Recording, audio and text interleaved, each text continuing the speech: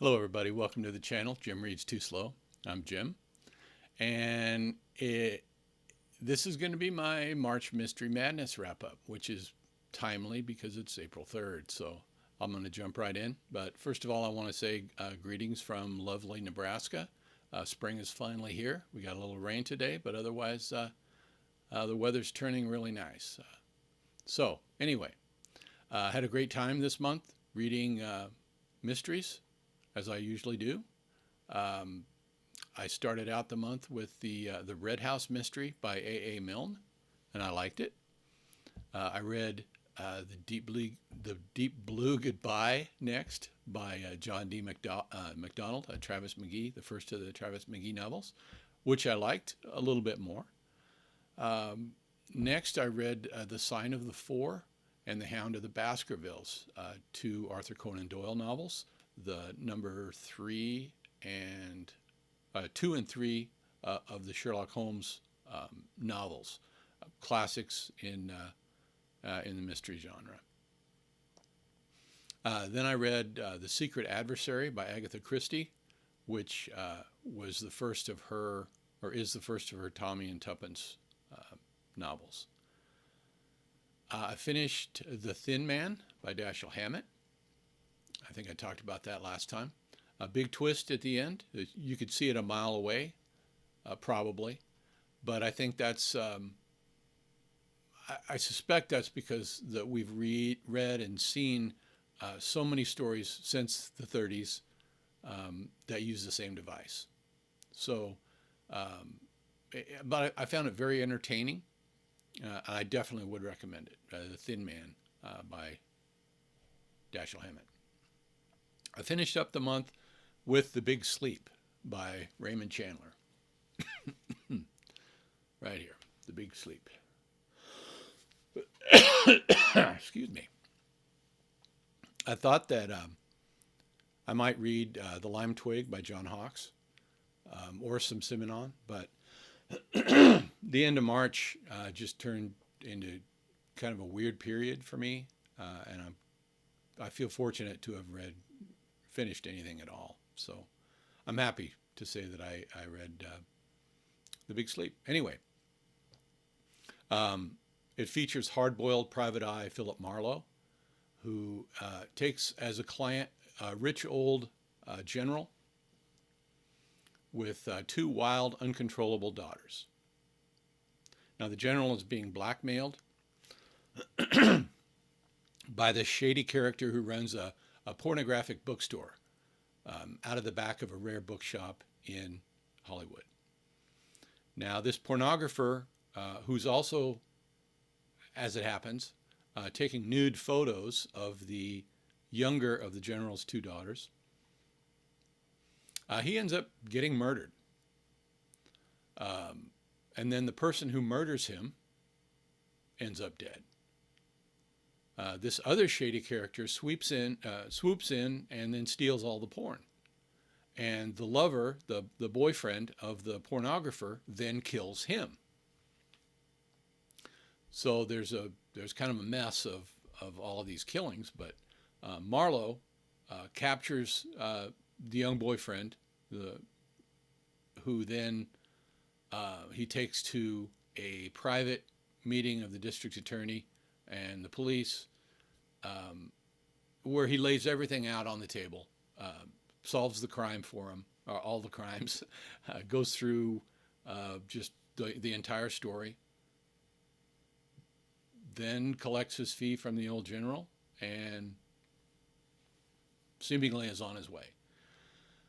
But then the story shifts to the search for the husband of the older of the general's two daughters.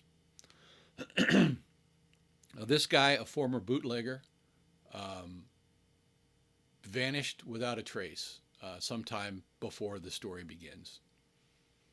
And he is thought to have run off with the estranged wife of a local mobster.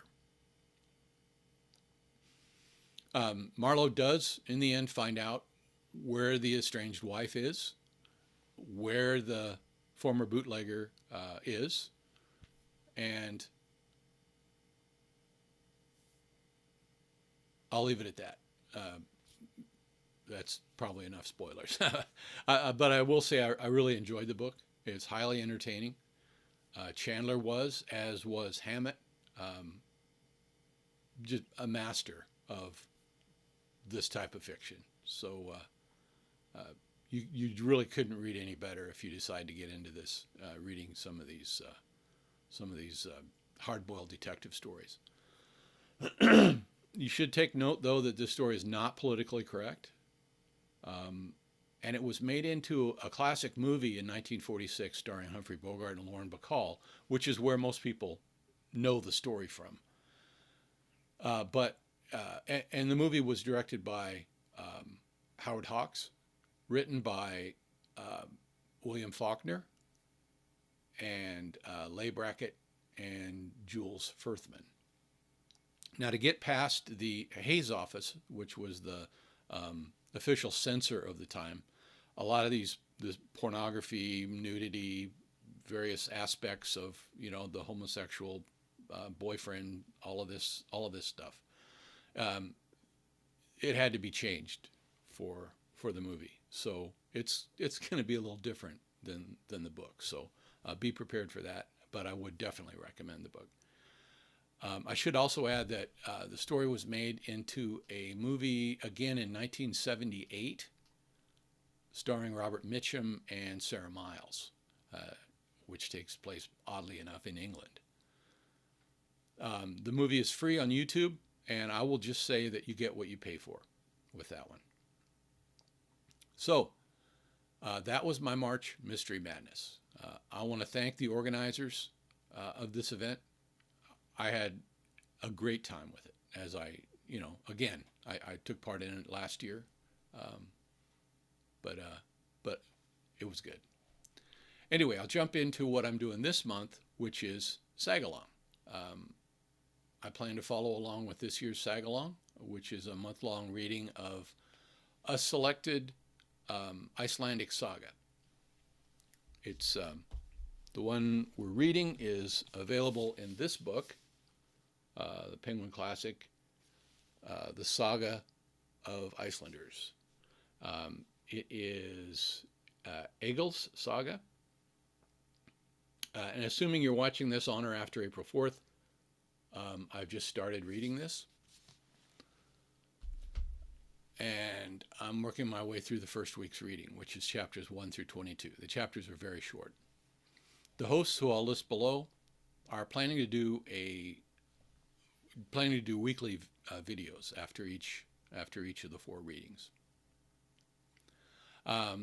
This book is very easy to get a hold of, and it's also available. The Egil Saga is also available on Project Gutenberg, EGIL' Saga. If you want to read it as an ebook or read it online. So I'm looking forward to supporting that. That's going to be a lot of fun this month. Okay, now if you're still with me, I'll get into what I'll be doing next month, which is a month of horror reading. This is an event you probably know about. The hosts have mostly done their announcement videos. It's Horror MAYhem, which is a month of reading horror, short horror, created by Scott and Becky over at the Bookish Bryants. Now, the event will follow a pattern similar to their New Worlds November, which was a reading of sci-fi, and February Fantasy Stories, which of course was reading fantasy, which is to focus on shorter fiction, short stories and novels of 250 pages or less. And this is a great way that people with very little background in horror, like myself, can get a taste of the genre and decide whether they like it or not. There are some great hosts for this event, and I urge you to check out their channels. There is some extensive knowledge of horror in this list of hosts.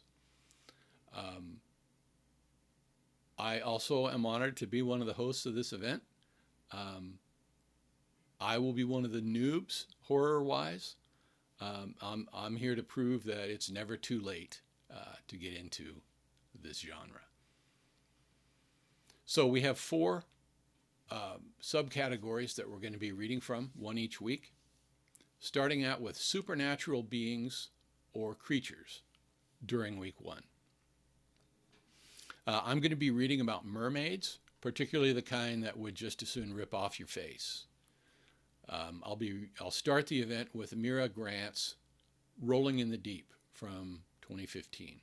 This will be the latest horror story that I'm going to read this month. I also plan to read at some point Algernon Blackwood's The Willows, which was published in 1907 and could fit into this category as well. I want to get a good foundation in all of this with some of the horror classics. And also I didn't want to spend a whole lot of money doing it. The more I researched, the fuzzier the boundaries seemed to get between the subgenres. So any of these can probably be read during, another week of the month. Week two is Gothic Horror, which I'm going to be reading Mary Shelley's Frankenstein, the 1818 text. Hold that right up here. I got this nice Penguin Classic edition of that. Obviously, that's one of the classics. So, and I'm ashamed to say I haven't read it before. So this is my opportunity. Week three is Cosmic Horror, which once would have been known as Lovecraftian horror, but also it will include sci-fi type horror. I could save The Willows for this week, for example, but most likely I'll be reading Robert W. Chambers' The Harbor Master, which was published in the 1890s, and Irvin S. Cobb's Fishhead from 1913. These stories were, as was The Willows, heavy influences on Lovecraft and his work. Week four is folk horror, and I'm going to be reading the Great God Pan by Arthur Machen, which also was published in the 1890s. So that is the weekly categories and my TBR. I'd also like to maybe work Nathaniel Hawthorne's Young Goodman Brown in there somewhere, as well as some Poe. I have a nice new to me, a volume of Poe's short stories. That shouldn't be a problem. We'll see how that plays out. So anyway, if you have stuck with me this long, thank you very much. This is my March Mystery Madness wrap-up, what I'm going to be doing this month as far as Sagalong, and my Horror Mayhem announcement. I hope you all take part in that. If you have any comments to make about any of the stories that I've chosen, please feel free. Leave a comment below, like and subscribe, and all of that. And until next time, have a good one, BookTube.